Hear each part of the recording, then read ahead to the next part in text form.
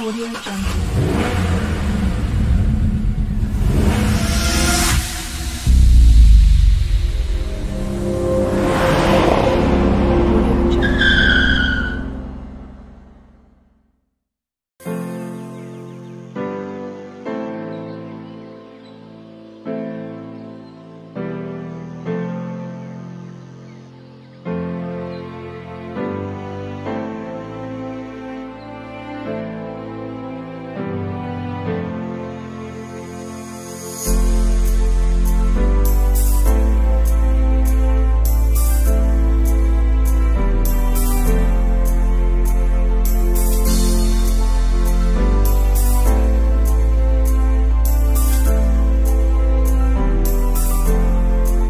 السلام عليكم ورحمه الله وبركاته. معاكم عمرو حافظ من carvicars.com.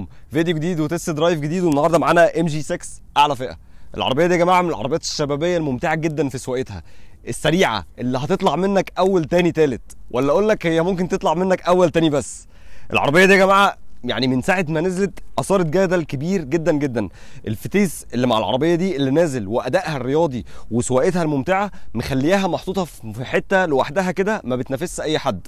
تعالوا نتفرج على شكل العربيه من قدام. شكلها من قدام زي ما احنا شايفين في طابع هجومي رياضي، مديالك احساس الانسيابيه، والعربيه بتديك شكل خارجي ممتاز جدا مع شكل الانتريور برضو الرياضي اللي في العربيه. شكل العربيه اجمالا ككل جميل جدا، حتى من بره دامج شويه نيكل كروم مع العربيه كده مع شكل الرياضي بتاع العربيه. شكل العربيه بس الخلفي هو الحاجه الوحيده اللي ممكن تكون في وجهه نظري هي مش عجباني. تحس ان هي كومباكت كده، يعني عربيه مدمجه، مش مدياك طابع السيدان ولا مدياك طابع الهاتشباك ولا طابع الرياضيه، بس ده في وجهه نظري. بس هي العربيه اجمالا شكلها العام شكلها جميل جدا، والعربيه فيها وحده رفع زي ما احنا شايفين كده، بس وحده الرفع اللي فيها مميزه، هي بتفتح الازاز كله وبتقفله كله، وبتفتح معاها فتحه السقف وبرده بتقفلها. الشنطه الخلفيه بتاعت العربيه دي مساحتها 424 لتر، وبتنزل معاها كاميرا خلفيه وبتنزل معاها سنسور خلفي. الكاوتش اللي بيجي مع العربيه دي نوعه بريدجستون، والمقاس بتاع الجنط 18، والكاوتش مقاسه 225 على 45.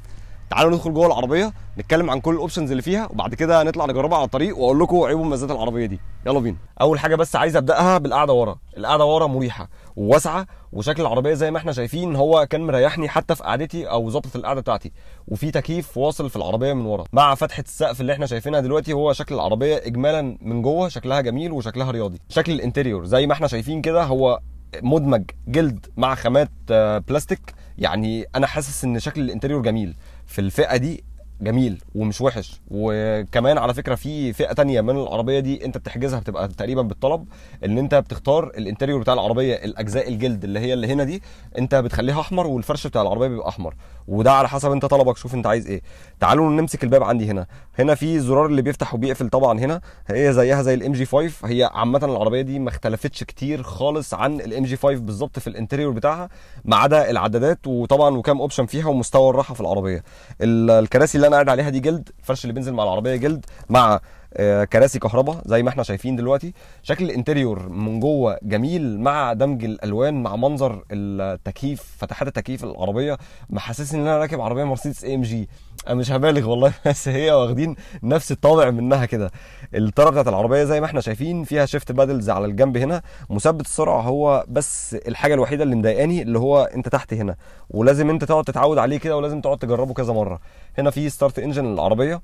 العدادات زي ما احنا شايفين شكلها جميل، هنطلع لها دلوقتي وهنتكلم على الاوبشنز اللي موجود في الشاشه، بس سيبوني بس اخلص الاول. هنا لو نزلنا تحت هنا في الالكترونيك بارك، الهاند بريك الكهربائيه، وهنا في الاوتو هولد بتاع العربيه، ده علشان وانت واقف في اشاره او لو انت في مطلع مثلا انت تدوس عليه وبيوقف العربيه وبيثبتها. لو طلعنا قدام هنا عند الفتيس، هنا زرار اللي بيقفل التراكشن كنترول الاي اس سي بتاع العربيه ولا لا. شكل الفتيس زي ما احنا شايفين كده. تعالوا ندخل على الاوبشنز اللي موجود في العدادات، وبعد كده ندخل على الشاشه بتاعه العربيه ونتكلم عن كل الاوبشنز اللي فيها. تعالوا نبص على الشاشه اللي عندنا في النص. هنا انت بتتحكم منها من الزرار اللي هنا، ده زرار اللي هو مكتوب عليه اوكي.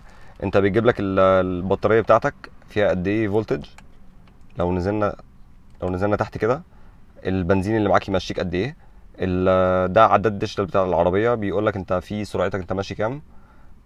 ده الكرنت جورني الموجوده، اللي هي الرحله بتاعتك انت مشيت النهارده قد ايه، وافريج استهلاك البنزين والكلام ده، والطبيعي بتاعك بيبقى كام. بس هو عامه هو ما فيهوش اوبشنز كتير اللي موجوده هنا في العداد، بس العداد زي ما احنا شايفين هو ديجيتال وشكله جميل. تعالوا يا جماعه نشوف الاوبشنز اللي موجود في الشاشه بتاعه العربيه. اول حاجه هي الشاشه دي 8 بوصه، فيها ابل كار بلاي وما فيهاش اندرويد اوتو، ومتوصله ب6 سماعات في العربيه. تعالوا ندخل هنا كده، دوس على كار، ده بيجيب لك الاوبشنز او السيتنجز بتاعت العربيه. فولو مي هوم ده، والفايند ماي كار ده اللايتنج بتاع العربيه، اللي انت لما بتيجي تدوس انلوك للعربيه في اي مكان هو بيعرفك عربيتك فين. اللوكينج ده انت الكي انلوك اللي انت لما بتيجي تشغل الزرار بتاع الانلوك بتاع العربيه بيفتحوا لك كله ولا لا. والباسيف انلوك ده اللي لما بتيجي تدوس فرامل بيقفل لك بيبان العربيه كلها ولا لا. ده بتاع التكييف، ده الاوتو هيستد رير ويندو، اللي هو الازاز الخلفي لما بيبقى عليه شبوره ده يشتغل تلقائي ولا لا، انت بتقفله وتفتحه من هنا. وده طبعا دول بتوع التكييف. والمالتي زون تمبريتشر ده بتاع التكييف برضو. هنيجي اخر حاجه هنا، ده الاوتو ميرور فولد، اللي هو اما بتيجي تقفل المرايات الضم بتقفل لوحدها ولا لا. والستيرنج ويل بوتوم فانكشن ده انت بتخليه الزرار اللي في المالتي فانكشن بتاع الطاره بتخليه ايه، بتخليه الكار ولا السمارت فون بتاعك. تعالوا هنا مفيش غير التاير بريشر بتاع الدرايف والمينتينز، وده طبعا الفاكتوري سيتنجز بتاعت العربيه. لو رجعنا ورا هنا انت ممكن تغير السيت اب بتاع العربيه، ده البلوتوث والتايم والديت والكلام ده كله، والديسبلاي بتاع العربيه، البرايتنس، عايز البلاك داي ولا نايت، عايز النور يبقى عامل ازاي بتاع العربيه، عربي ولا انجليزي. تعالوا بقى نطلع نجرب العربيه واقول لكم في الاخر عيوبها ومميزاتها.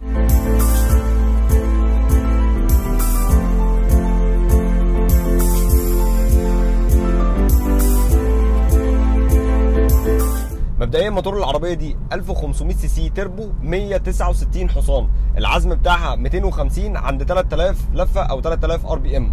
الفتيس اللي متوصل في العربيه دي اوتوماتيك دول كلاتش 7 سرعات دراي، صاروخي. مفيش حد في مصر هيعرف يقف مع العربيه دي بالفتيس ده في نفس الرينج بتاع الهورس باور اللي احنا بنتكلم فيه بتاعت العربيه دي. تانك البنزين بتاع العربيه دي 55 لتر، واستهلاكها الرسمي 5.7 فقط لكل 100 كيلو. وبلد المنشأ والتجميع والتقفيل طبعا الصين. خليني اقول لك حاجه عجبتني في العربيه دي. العربيه دي فيها سبورت مود في الفتيس، بتجيب الفتيس كده على السبورت مود على الاس زي ما هو ظاهر عندك كده، تلاقي العدادات قلبت احمر، وبتلاقيها حاسس ان هي بدات تتغابى. خلاص العربيه لبست عبايه الغباوه ومفيش اي حد في الطريق هيعرف يوقفها. العربيه يا جماعه جريها جميل جدا، ثباتها جميل، الهندله بتاعتها حلوه، مستوى الراحه والعزل في العربيه دي يعني مش هقدر اقول ان هو احسن حاجه، لان انا حاسس ان في السعر ده في احسن من كده. بس العربيه دي مديالك موتور قوي، فتيس كويس، اوبشنز كتير، مقارنه بالعربيات اللي بتنافسها في نفس الفئه السعريه. بنتكلم في 335 الف تقريبا. مسيلاتها مش هتلاقي نفس الاوبشنز ده، مش هتلاقي نفس كميه عوامل الامان اللي فيها اللي احنا هنتكلم فيها دلوقتي، مش هتلاقي مستوى الراحه، ومش هتلاقي الاداء الرياضي اللي انت لو انت بتحبه. لو انت بتحب الاداء الرياضي مش هتلاقيه في مسيلاتها، هتلاقيه في العربيه دي. بس نتكلم عن عوامل الامان اللي في العربيه دي، فيها حبه عوامل امان حلوين وكتار. تعالوا نتكلم عنهم واحده واحده. فيها اي بي اس، وفيها اي بي دي، وفيها نظام تاني اسمه سي بي سي كونسيرنينج بريك كنترول.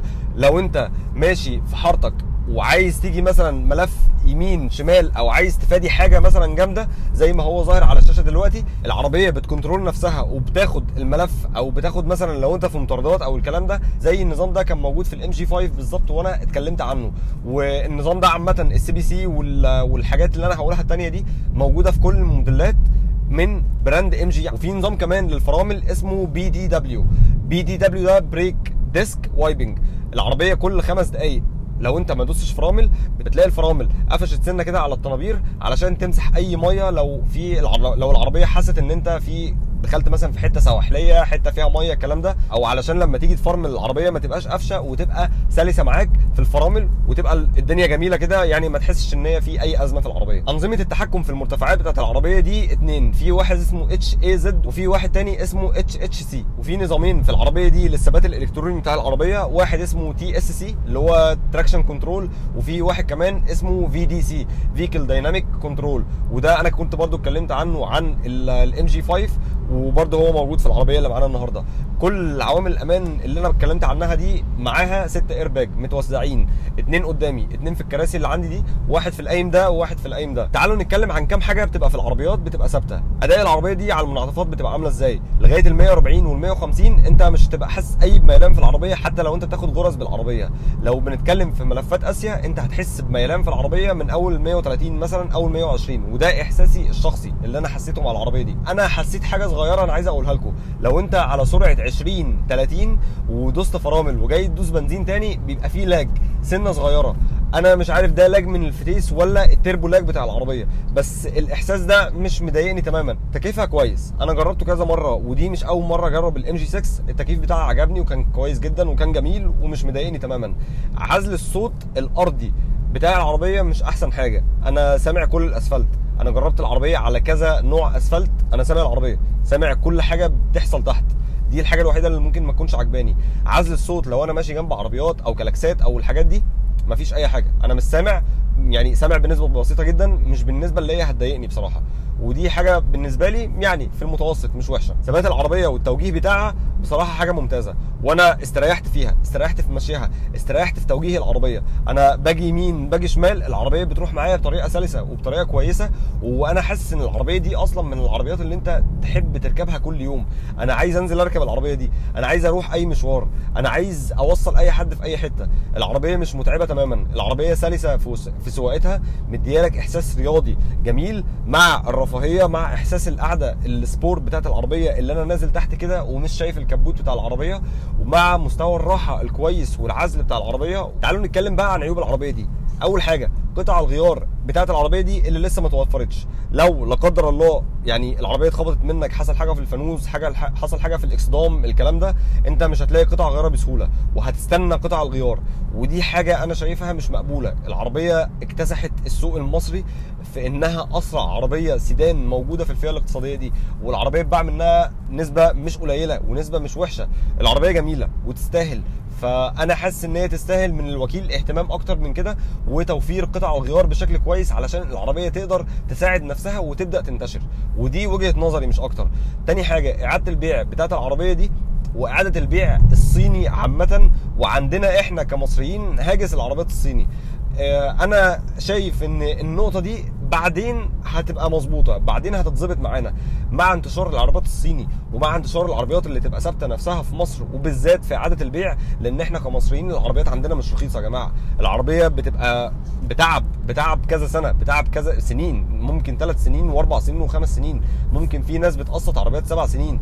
فانا مش هينفع ارمي فلوسي في عربيه هي اعاده بيعها وحشه، او لما اجي ابيع العربيه دي الاقي نفسي خسران رقم كبير، مش خسران الشويه اللي انا استهلكتهم بالعربيه، المعدل الطبيعي يعني، او الافرج اللي احنا بنتكلم فيه في اي عربيه كاستهلاك عام. تالت حاجه، وده يعتبر مش عيب خالص، وده من وجهه نظري، ان العربيه دي عايزه تجري طول الوقت، عايزه تخليك تجري على طول. انا كعمر شخص مجنون، انا بحب الجري جدا، انا بجري بعربيتي اللي هي اصلا ما بيتجريش بيها.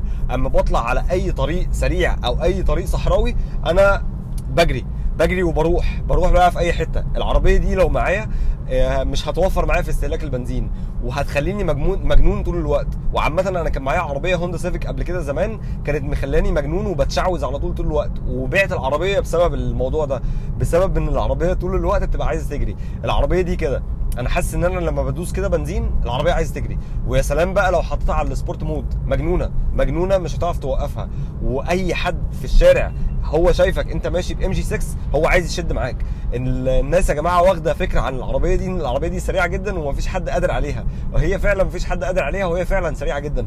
فانت ماشي في الشارع بتلاقي كل الناس قاعده بتبص عليك، وكل الناس تعالى شد معايا، تعالى اجري معايا. تلاقي واحد جاي بي قدام كده بيقلب لك اشارات يمين وشمال وبتاع. اخر حاجه في عيوب العربيه دي الكلاتشات، ودي حاجه خوفت ناس كتير جدا من العربيه دي ومن ضمنهم انا. بصوا يا جماعه، انا عايز يعني انهي لكم الموضوع ده. الكلاتشات دي عامله زي الفرامل، هنقول ان هي عامله زي الفرامل. مع استهلاكك بالعربيه ومع جريك وقرصك بالعربيه الكلاتشات هتتغير، والكلاتشات دي قطعه غيار استهلاكيه بتبقى جوه الفتيس. ما بتغيرش فتيس كامل، انت بتغير قطعه الغيار اللي جوه الفتيس بتاع العربيه على حسب مشيك بالعربيه، وانت اللي هتحدد قطعه الغيار الاستهلاكيه اللي جوه الفتيس هتقعد معاك قد ايه. بتجري وبتقرص وبتعمل بقى كل المناورات والكلام ده، القطعه الغيار دي مش تقعد معاك. والكلاتشات هتلاقي نفسك انت بتغيرها في اقرب وقت، ومش اقرب وقت اللي هو 10000 و20000 كيلو، لا ممكن تقعد معاك 80 90000 كيلو. ولغايه دلوقتي في ناس كملت اكتر من 100000 كيلو بالعربيه دي ومحدش غير اي حاجه، والكلاتشات سليمه وزي الفل. نتكلم بقى عن مميزات العربيه دي. سريعه، فظيعه، مغريه، عايزه تجري طول الوقت. احسن اداء رياضي هتاخده في السعر ده، مش هتلاقي اداء زيها، هتلاقي اداء اقل منها في نفس الفئه السعريه دي، بس مش هتلاقي كميه الاوبشنز دي، مش هتلاقي الثبات الكويس، مش هتلاقي الهاندلنج، مش هتلاقي شكل العربيه الرياضي الجميل الجديد. هتلاقي في مسيلاتها بس هتلاقي في شكل قديم. فانا شايف ان دي حاجه كويسه جدا في العربيه، والعربيه مميزه في النقطه دي عن المسيرات او عن المنافسين اللي بينافسوها في السوق المصري. تاني حاجه في مميزات العربيه دي، اوبشنز كتير وشكل داخلي كويس، شكل شيك من بره. العربيه فيها حاجات تغريك اللي انت تشتريها، تبقى مخلياك اللي انت عايز تركبها وعايز تشتريها. ثباتها كويس، العربيه بصراحه جميله ممتازه كشبابيه. لو انت عايز عربيه عائليه العربيه دي مش تنفعك تماما. تشتري العربيه دي امتى؟ لو انت عايز عربيه شيك جديده، مش همك اعاده البيع، مش همك حته العربيه ان هي تكون صيني او الكلام ده، فانا شايف ان العربيه دي مناسبه. لو انت بتحب الجري العربيه دي ممتازه بصراحه. العربيه دي ما سابتش حد في مصر غير لما جريت منه. انت هتبقى ماشي في الشارع كده، هتبقى عامل كده فاكر نفسك فان ديزل كده، هتروح باص للناس كده، تروح باص الناحيه الثانيه وضحك ضحكه سخريه. حتى لو انت جنبك مثلا عربيه في نفس الهورس باور بتاعك، انت هتضحك له ضحكه سخريه، وهو هيبقى يا عيني يعني عارف اللي هو لو جري معاك هيحفظني النمر بتاعته. فالعربيه دي بصراحه جميله لو انت بتدور على عربيه رياضيه شبابيه. ما تشتريش العربيه دي امتى؟ لو خايف من الكلاتشات، لو خايف من موضوع الفتيس، لو انت رجلك تقيله على العربيه ورجلك تقيله في الجري، العربيه دي مش تنفعك. الكلاتشات مش هتقعد معاك كتير، وهتلاقي نفسك بتصرف عليها كتير وهتتعبك. انا نصيحه مني، ما تركبش عربيه انت خايف من حاجه. يعني ما اركبش ام جي 6 وانا خايف من الكلاتشات بتاعتها، ما اركبش حاجه انا خايف من الفتيس، ابقى راكب العربيه مقلق، ابقى راكب العربيه حاسس ان في خطر بيهددني كده كل شويه وانا راكب العربيه دي. فلا، ما انصحكش. لو بتدور على عربيه عائليه ما انصحكش ان انت تشتري العربيه دي. في المجمل العربيه جميله جدا وعجبتني بصراحه. اتمنى يكون الفيديو ده عجبكم. تقدروا تشوفوا مواصفات العربيه دي واي عربيه ثانيه على الويب سايت الرسمي لينا carvicars.com، هتلاقوه بيظهر لكم على الشاشه دلوقتي. تابعوني على انستجرام وعلى فيسبوك، هتلاقوا اللينكات بيظهر لكم على الشاشه دلوقتي، وهتلاقوه تحت في الديسكربشن. اكتبوا لي تحت اي عربيه ثانيه جديده او مستعمله او معدله انتوا عايزيني اجيبها لكم الفيديو الجاي ان شاء الله. ما تنسوش تعملوا لايك للفيديو ده وشير وسبسكرايب علشان يوصل لكم اي فيديو جديد انا بنزله، واشوفكم على خير ان شاء الله. شكرا، سلام عليكم.